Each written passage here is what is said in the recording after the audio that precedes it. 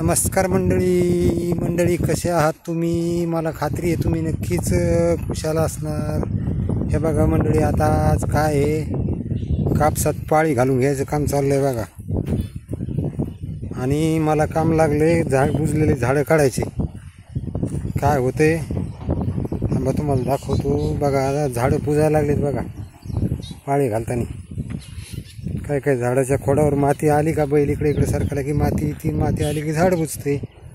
आणि मला ते काम लागलं झाडाची माती काढायची. अशा पद्धतीने ढेकूळ येते झाडावर. असा ढेकूळ आला की असं झाड मोकळं करावं लागते. आणि अशा प्रकारची मस्तपैकी पाळी घालायला सांगते. दुपारचं छान ऊन पडले, 2-4 दिवस झालं पाऊस उघडला आहे आमच्या परिसरात ना. आता सध्या कापसाच्या पाळ्याची धूम चालू आहे बघा. आता तिकडे शेजारीचं सुद्धा पाऊस सुटलेलं आहे, बघू शकताय तुम्ही मंडळी.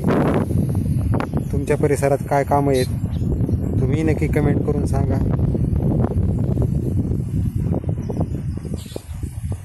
या रानाचं काय झालं तर मंडळी, ऊसाचं रान आहे.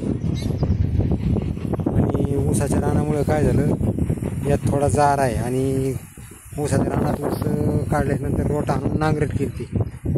तर तरी त्या ऊसाचे काही मुळं जे खाली राहिलेले होते ते नंतर पुन्हा मोगडा हाणल्यामुळे वर आले. आणि वर आल्यामुळे आता ते थोडे पाळीला ताप करायला लागले. पाळी घालीत असताना आऊत खाली गेलं ते उचलून वर येतं तर येऊन मोडावर पडते.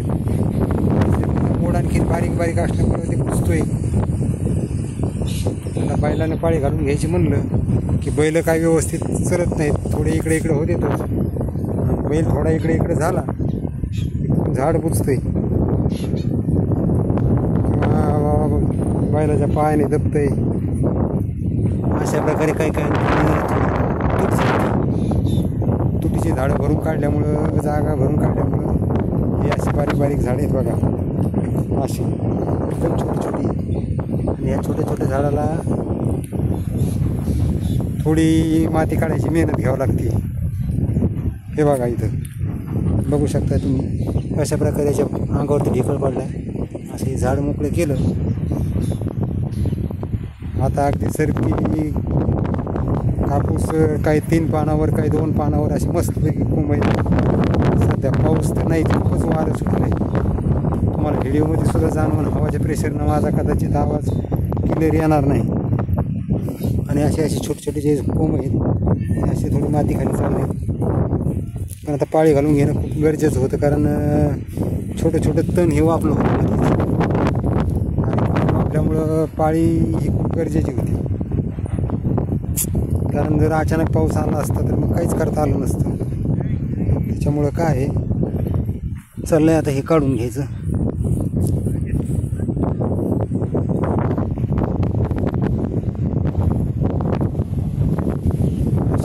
कापूस आहे बघू शकता तुम्ही.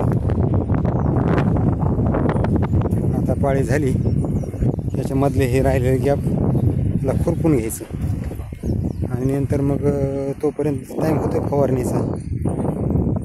याची फवारणी व्यवस्थित करून घेतली की याचं कापसाचं मार्गी लागतं.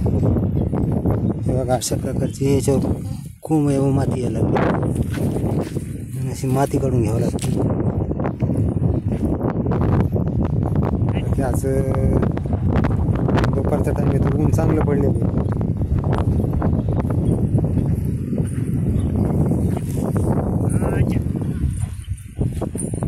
कवलं सावत आलं समोरून.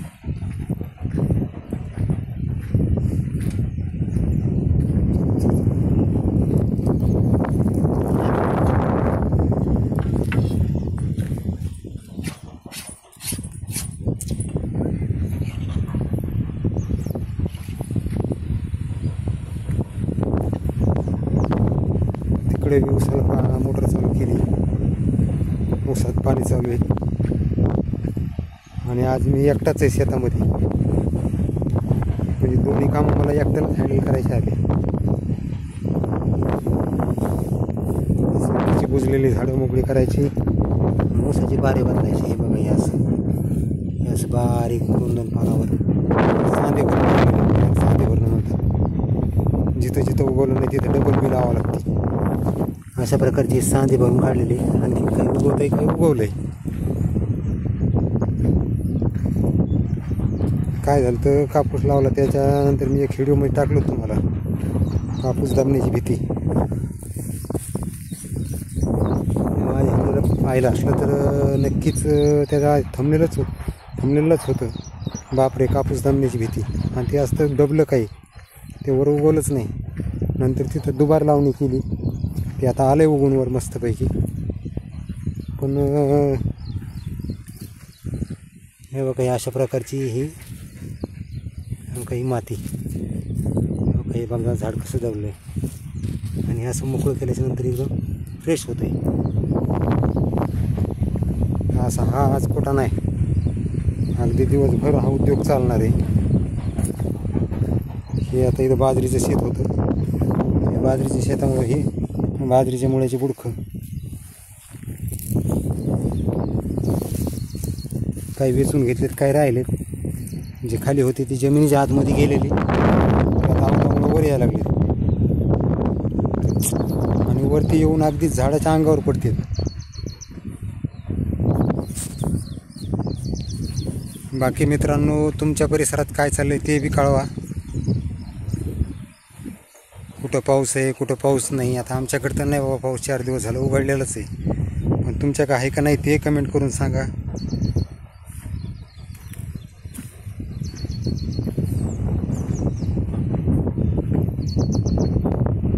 अगदी मस्तपैकी असा कापूस उगवला आहे.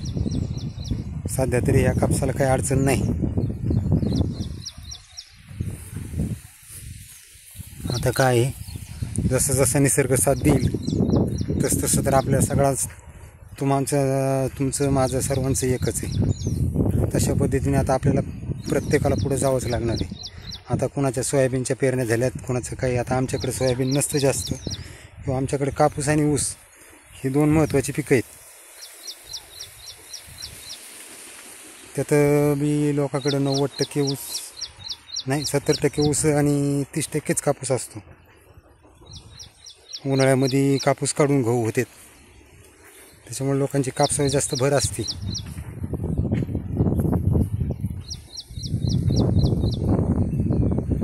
आमचा गोदा पट्ट्याचा परिसर आहे. साखर कारखाना जवळ असल्यामुळं आमच्याकडे जास्त लोक ऊसावरच ऊसाची लागण करतात. आता आपला बी हा 1 एकर ऊस आहे. आणखीन 1 एकर लावायचा कापूस काढून.